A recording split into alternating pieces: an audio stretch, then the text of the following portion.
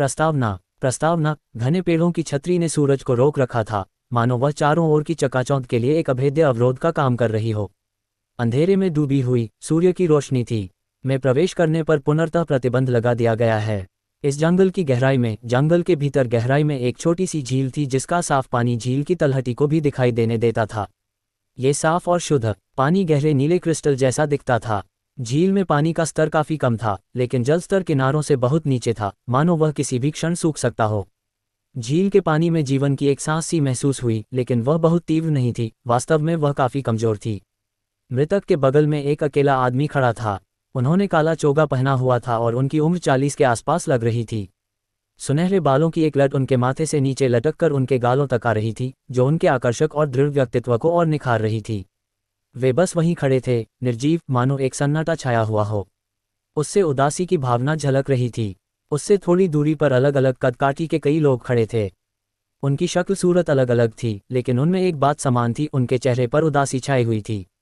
जानवर, भगवान, एक औरत, हरा रंग। चूम सैम चुपचाप काले वस्त्रधारी मैरी के पास पहुंच गई। उसके स्वर में सम्मान का भाव था जब उसने बोलना शुरू किया। काले वस्त्रधारी व्यक्ति, जिसे पशु देवता कहा जाता था, कांपने लगा। उसमें पीड़ा का एक अंश झलक रहा था, उसके होंठों के कोनों को सुशोभित करते हुए। बींट गॉड, मुझे डर है कि हम ही आत्मा के जानवरों के बचे हुए अंश हैं।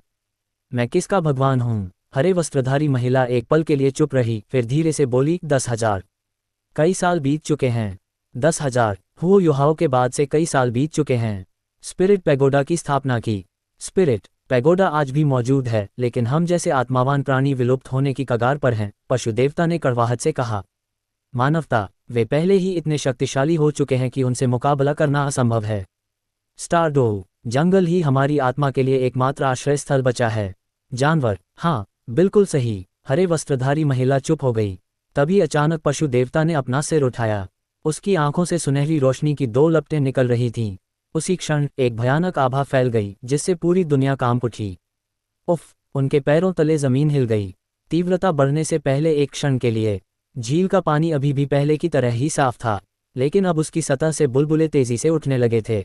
कुछ ही क्षणों में धरती का कंपन और भी तीव्र हो गया, और भी हिंसक हो गया।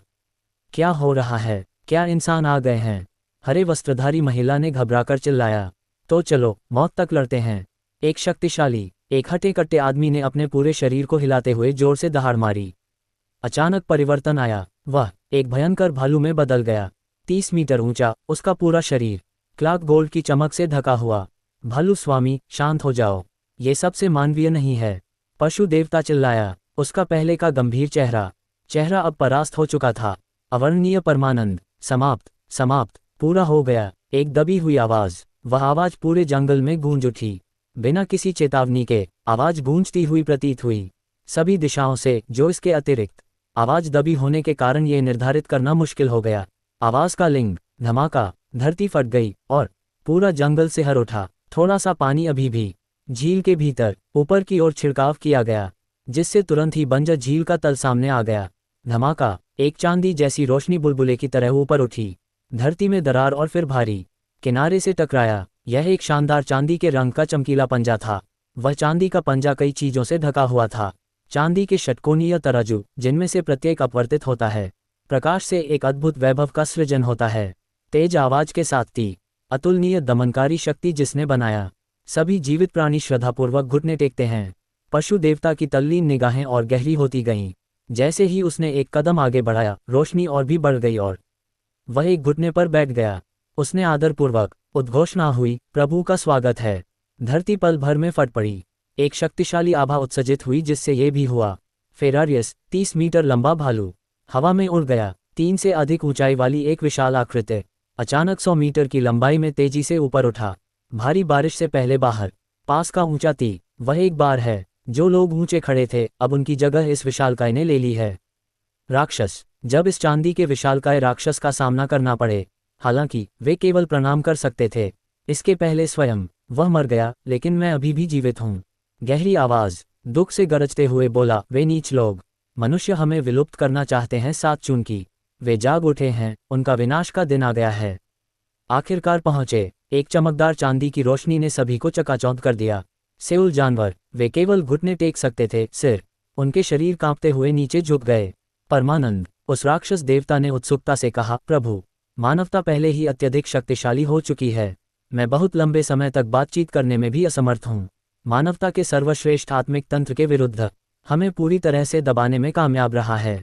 अपने विज्ञान और प्रौद्योगिकी के साथ चांदी की मूर्ति ने धीरे धीरे अपना मनका नीचे किया और बोला, लेकिन इस बार उसकी आवाज़ ने ऐसा नहीं किया। पूरे जंगल में गूंज उठे। ताकि उन्हें नष्ट करने के लिए आपको पहले समझना होगा। उन्हें मेरे पीछे आओ, क्योंकि हमारी दुनिया पहले से ही विनाश के कगार पर फिर और उनकी दुनिया जीत लो। चल जतो। वह विशालकाय आकृति धीरे धीरे आगे बढ़ी, जंगल के विस्तार की ओर। ऊंचे पेड़ों की छतरी, एक अकेली किरण, प्रकाश की किरणें फूट पड़ीं और रोशन हो गईं। शानदार फॉर्म, लेकिन हर कदम के साथ यह जैसे जैसे समय बीतता गया, ये धीरे धीरे आकार में सिकुड़ने लगा, ठीक वैसे ही जैसे उसकी आकृति दूर जाकर गायब हो गई। उसने मनुष्य का रूप धारण कर लिया था। यदि आपको कोई त्रुटि, टूटे हुए लिंक, गैर संबद्ध लिंक मिलती है, मानक सामग्री आदि, कृपया हमें बताएं। रिपोर्ट अध्याय तो कार जल्द ही यथासंभव अगले अध्याय को नीचे की ओर खींचें। उनमें कुछ हद तक जीवित प्राणियों की क्षमताएं होती हैं। इसी कारण मार्शल सोल किसी व्यक्ति के जीवन को निर्धारित करने वाला सबसे महत्वपूर्ण कारक बन गया है। हालांकि दक्षिण शक्ति का उदय हुआ था, और भी महत्वपूर्ण आत्मा की शक्ति थी। यह एक प्रकार की ऊर्जा थी जो मार्शल सोल को पोषित और उन्नत करती थी। हालांकि हर किसी के पास मार्शल सोल होती है, लेकिन 1000 में से केवल एक व्यक्ति के पास ही सोल पावर हो सकती है। आत्मशक्ति पद का प्रतिनिधित्व किया किसी का भविष्य और शक्ति। जैसे ही उनकी युद्ध क्षमता जागृत हो गई थी, वे ऐसा कर सकते थे। आत्मा की शक्ति का संवर्धन करना ताकि पोषण हो सके और अपनी युद्ध क्षमता को उन्नत करें। इस प्रकार समय के साथ 100,000 वर्षों से डोलू महाद्वीप का अस्तित्व है। अस्तित्व में सबसे महान पेशा रहा है एक आत्मा गुरु की। इस वजह से आम लोग भी देखने लगेंगे, अपने बच्चों के 6 साल के होने का इंतजार करते हुए, वृद्ध और अपनी युद्धप्रिय आत्मा को जागृत करते हुए, आशा है कि उनमें आत्मिक शक्ति होगी। यदि वे आत्मिक शक्ति से गुजर जाते तो उनका जीवन, उनका स्वरूप बदल जाएगा, जिससे उन्हें लाभ होगा। और उनका वेल परिवार। जैसे ही सुबह हुई, सड़कों पर चहल पहल शुरू हो गई। रेड माउंटेन अकादमी के सामने थे। सड़कें खचाखच भरी हुई थीं। जो माता पिता और उनके बच्चे आए थे जागृति में भाग लें। पिताजी, आपको क्या लगता है मेरी योद्धा भावना क्या करेगी? कौन? एक छोटा लड़का जिसकी उम्र मुश्किल से 6 साल है, उसने उत्साह से कहा और उसकी ओर देखने लगा। उसे अपने पिता की बातें सुनना बहुत पसंद था। सोल मास्टर्स के बारे में कहानियाँ। उनके पास एक जोड़ी थी, बड़ी बड़ी आंखें भरी हुई भविष्य की लालसा। उस छोटे लड़के के सिर पर छोटे छोटे काले बाल थे, बाल और दूसरों की तुलना में थोड़ी लंबी कदकाठी। हालांकि उनकी सबसे अधिक उम्र एक ही है। उसकी आकर्षक विशेषताओं में से एक उसका बड़ा साफ काला रंग था। आंखें और लंबी पलकें जो कभी झड़ती नहीं, किसी लड़की के साथ तो बिल्कुल भी नहीं। यहाँ तक कि अपने साधारण स्वभाव के बावजूद भी उनके कपड़ों और उनकी आकर्षक उपस्थिति से यह संभव था। आसानी से दूसरों का ध्यान आकर्षित कर सकते हैं। उनके पिता अधेड़ उम्र के व्यक्ति थे जो उनकी शक्ल सूरत मिलती जुलती थी।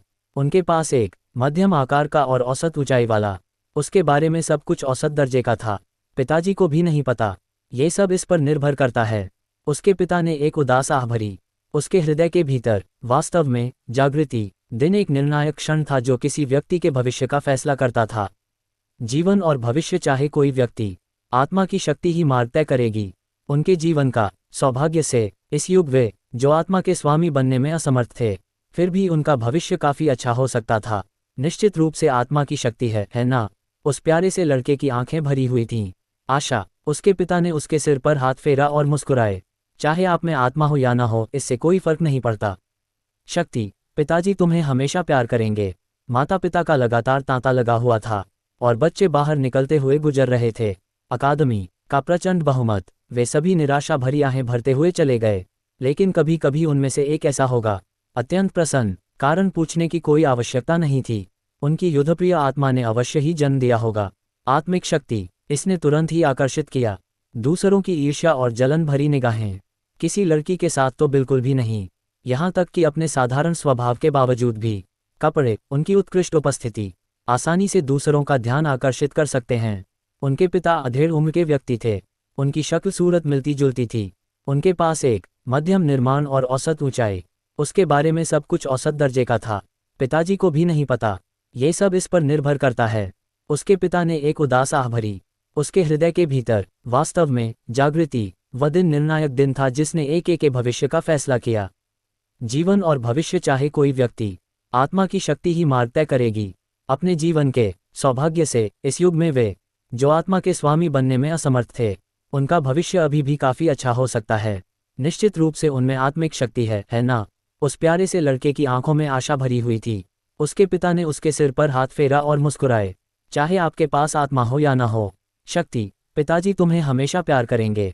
अकादमी की ओर जाते हुए माता पिता और बच्चों की एक निरंतर भीड़ उमड़ रही थी। उनमें से अधिकांश निराशा भरी आहें भरते हुए चले गए, लेकिन कभी कभी उनमें से कोई एक ऐसा भी होता था जो अत्यंत प्रसन्न वहां था। पूछने की जरूरत है क्यों? उनकी युद्धप्रिय आत्मा ने अवश्य ही जन्म दिया होगा। आत्मिक शक्ति, इसने तुरंत ही लोगों को आकर्षित किया। दूसरों की ईर्ष्यालु और जलन भरी निगाहें। समय बीतने के साथ साथ सूर्य की चमक, तीव्रता बढ़ गई, जबकि उस सुंदर युवक का पिछला उत्साह कम होता गया। टैंग वुलिन, रेड माउंटेन अकादमी से एक शिक्षक हाथ में सूची लिए बाहर निकले और अगला नाम पुकारने लगे। मैं यहाँ हूँ। आंखें चौड़ी करके वह सुंदर लड़का उत्साह से उछल पड़ा। तांग ज़िरान भी थोड़ा चौंक गया क्योंकि उसका उत्साहित बेटे ने उसे अपने साथ आगे खींच लिया। छोटे हाथ, मेरे पीछे आओ। शायद यही होना था। जागरण दिवस पर अत्यधिक कार्यभार, लेकिन शिक्षक कुछ उदासीन प्रतीत हो रहा था क्योंकि वह तेजी से घूमा और शुरू हो गया। आगे चलते हुए तांग ज़िरान तांग को लेकर आया। वुलिन, अध्यापक, और उससे मिलने के लिए जल्दी से आगे बढ़ गया। जैसे ही वे अंदर की ओर छोटे रास्ते पर चलने लगे, अकादमी के बारे में तांग वुलिन उत्साह से भरी हुई थी। सब कुछ ध्यान से सुनने पर ऐसा लग रहा था जैसे उसके पास, उसने कहा, उसके लिए सब कुछ नया था। रेड माउंटेन अकादमी एक प्राथमिक थी, ग्रेड व्यापक अकादमी जो संभालने में सक्षम है। 2000 छात्र, इमारतों के भीतर अकादमी सभी सरल और सरल थी, सफ़ेद छतों और लाल दीवारों से रहित। अकादमी के मैदान असाधारण थे, साफ। जागरण दिवस रात से पहले का था, नए सत्र की शुरुआत। इसकी तुलना में दीवारों के बाहर कोलाहल, अकादमी माहौल असामान्य रूप से शांत लग रहा था। तांग वुलिन का उत्तेजित हृदय शांत प्रतीत हो रहा था। इस वातावरण द्वारा शिक्षक उन्हें सामने ले आए। तांग ज़िरान के तेल लगाने से पहले गोलाकार इमारत। क्या बच्चे का अभिभावक कृपया यहाँ आएगा? एक पल के लिए तांग ज़िरान ने सिर हिलाया और टोले। बेटे, शिक्षक के आदेश सुनो। बेटे, तुम्हें शुभकामनाएं। पिताजी यहीं तुम्हारा इंतजार कर रहे होंगे आपके लिए। तांग वुलिन ने दृढ़ता से अपना सिर हिलाया। निश्चित रूप से एक शक्तिशाली मार्शल आत्मा है, पापा। जैसे ही उसने अपने बेटे को शिक्षक के पीछे चलते देखा, गोलाकार इमारत में के निशान, निराशा और हताशा प्रकट हुई तांग ज़िरान की आंखों में जब वह पुरानी यादों में खोया हुआ था। अतीत, प्रत्येक प्राथमिक विद्यालय चाहेंगे ये गोलाकार भवन था। इसे जागरण कक्ष कहा जाता था और ये था विशेष रूप से 6 साल के बच्चों की सहायता के लिए उपयोग किया जाता है। उनकी युद्ध आत्मा के जागरण में जागृति समारोह के दिन से पहले अकादमी एक स्पिन मास्टर को आमंत्रित करेगी स्पिरिट पैगोडा से संचालन करने के लिए। जागृति समारोह दशकों पहले उनके पास था। जब उसने प्रवेश किया तो उसकी भी यही उम्मीदें थीं। जागृति कक्ष, जागृति का केवल एक ही क्षेत्र नहीं था, बल्कि जागरण कक्ष के भीतर इसमें 7 मंजिलें थीं और प्रत्येक के भीतर है एक जागरण कक्ष। तांग वुलिन को जागरण में लाया गया था। तीसरी मंजिल पर चैम्बर। जैसे ही उसने जागरण में प्रवेश किया, कक्ष, तांग वुलिन चकित रह गया। सभी फर्श, दीवारें और यहाँ तक कि छत भी, उनमें अद्भुत शिलालेख खुदे हुए हैं। एक सुंदर सजावटी डिजाइन बनाएं। जागृति कक्ष के भीतर था एक अधेड़ उम्र का आदमी साधारण नारंगी रंग की शर्ट पहने हुए है, वस्त्र जिसमें कढ़ाई की हुई आकृति थी, एक आत्मा जानवर की। तांग वुलिन को बचपन से ही यह शौक था कि उसके पिता की कहानियां सुनो और उनमें पत्थरों के साथ स्पिरिट मास्टर्स हमेशा प्रकट होते थे। स्पिरिट पैगोडा के ये स्पिरिट मास्टर्स, वे शक्तिशाली और रहस्यमय अस्तित्व थे। वे एक असाधारण रूप से विशेष समूह थे, खासकर सोल मास्टर्स और एक अत्यंत डोलू महाद्वीप पर राजसी दर्जा। हालांकि ये पहली बार था जब उसने ऐसा किया था। एक देखा, हेलो, तांग वुलिन ने शर्म से उत्तर दिया। आत्मा गुरु के चेहरे पर हल्की सी मुस्कान थी। चेहरा, इधर आओ बच्चे, बीच में खड़े हो जाओ। तांग वुलिन ने एक पल के लिए पलकें झपकाईं, फिर वह प्यारी सी अदा से चलकर वह बीच में खड़ी हो गई। वह लॉर्ड स्पिन से पूछे बिना नहीं रह सका, गुरुजी, किस प्रकार की युद्ध आत्मा होगी? पास होना, आत्मा स्वामी ने मुस्कुराते हुए उत्तर दिया। हाँ, मुझे भी नहीं पता। आपके जागने के बाद आप स्वाभाविक रूप से देख पाएंगे कि यह क्या है। वैसे भी तुम्हारी आंखें बहुत खूबसूरत हैं। ऐसा होगा, अगर आपको मार्शल सोल से संबंधित कोई चीज मिलती है तो ये बिल्कुल सही है। तुम्हारी आंखों को। टैंग वुलिन की आंखें चमक उठीं। आत्मा की आंखें। मैंने सुना है कि आत्मा का पहला स्वामी पैगोडा में आत्माओं की आंखें थीं। स्पिंक मास्टर ने उसे बीच में ही रोकते हुए कहा, चुप रहो। नीचे, मैं शुरू करने ही वाला हूँ। यदि आपको कोई त्रुटि, टूटे हुए लिंक, गैप मिलती है, मानक सामग्री आदि, कृपया हमें बताएं। रिपोर्ट अध्याय तो यथासंभव